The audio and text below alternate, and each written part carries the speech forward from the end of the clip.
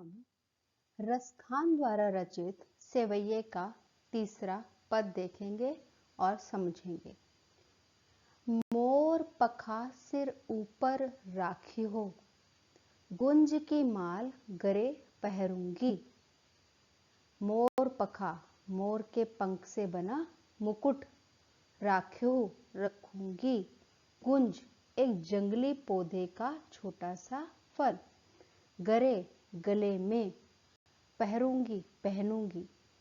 कृष्ण के सौंदर्य पर मुग्ध एक गोपी दूसरी गोपी से कहती है कि हे सखी, मैं कृष्ण की तरह ही अपने सिर पर मोर के पंखों का मुकुट और गले में गुंज की माला पहनूंगी। क्या कहती है वो?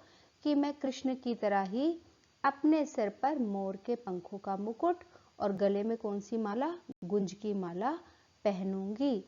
आगे देखिए, ओढ़ी पितंबर ले लकुटी, बन गोधन ग्वारिन संग फिरूंगी। अब यहाँ पर पितंबर, पीला वस्त्र, गोधन, गाय रूपी धन, ग्वारिन, ग्वालिन, फिरोंगी, फिरूंगी। वो क्या कह रही है आगे कि मैं पीले वस्त्र पहनकर श्री कृष्ण की तरह ही गायों के पीछे लाठी लेकर वन वन फिरूंगी। भाव तो वो ही मेरो रसखानी, सो तेरे कहे सब स्वांग करूंगी। अब भाव तो माने अच्छा लगना, वो ही जो कुछ, स्वांग रूप धारण करना, मतलब जो हम हैं उससे अलग हटकर रूप धारण करना। जैसे गोपी कह रही है कि वो किसका रूप धर लेंगी? श्री कृष्ण का, तो उसे हम क्या बोलते हैं? स्वांग। एक लड़की होकर वो किसका रूप ले रही है? एक पुरुष का। तो यहाँ पर क्या कह रही हैं वो कि मेरे कृष्ण को जो भी अच्छा लगता है, भाव तो मोहे, मेरे कृष्ण को जो भी अच्छा लगता है वह सब कुछ करने को तैयार हूं। या मुरली मुरलीधर ही, या मुरली मुरलीधर की अधरान धरी अधराना धरूंगी। मुरलीधर कृष्ण, अधरा होठों पर, धरूंगी रखूंगी। पर हे सखी, कृष्ण की उस मुरली को, उस बांसुरी को मैं अपने होठों पर कभी भी नहीं रखूंगी, क्योंकि उस मुरली ने ही कृष्ण को हमसे दूर कर रखा है। बच्चों, आप मानते हो, आपको पता है कि गोपियां कृष्ण की बांसुरी से जलती थी। वो उसे अपनी सोतन बताती थी कि इस बांसुरी से कृष्ण अधिक प्रेम करते हैं और इसकी वजह से ही वो हमसे दूर रहते हैं।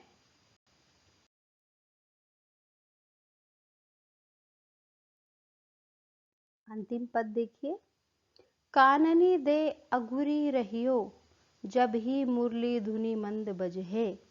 काननी, कानों में, दे, देकर, अंगुरी, उंगली, रहिबो, रहूंगी, धुनी, धुन, मंद, मधुर स्वर में।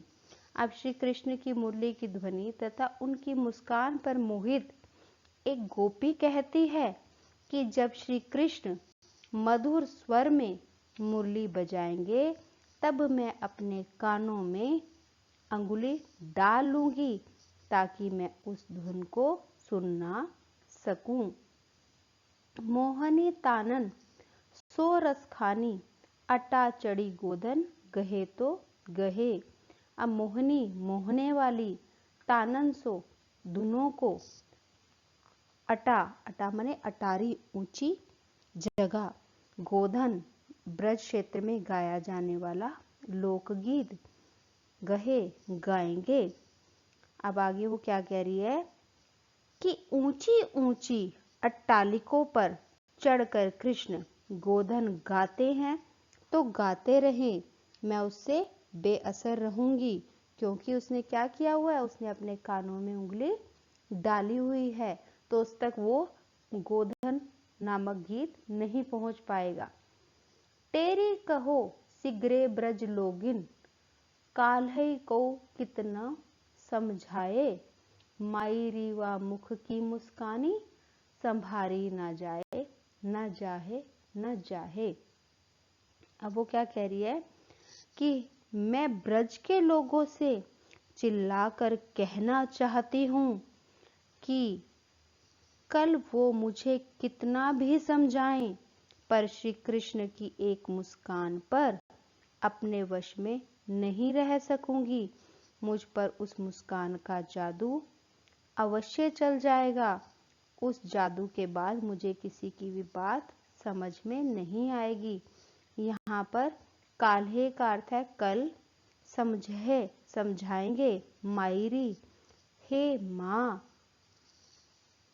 तेरी पुकार कर। मैं यहाँ पर ब्रज के लोगों को पुकार कर कहना चाहूंगी कि मुझे कल वो कितना भी समझाएं, पर श्री कृष्ण की मुस्कान के सामने मैं बेअसर हो जाती हूँ, मेरे ऊपर उनका जादू चल जाता है और उसके बाद मुझे किसी की भी बात समझ में नहीं आती।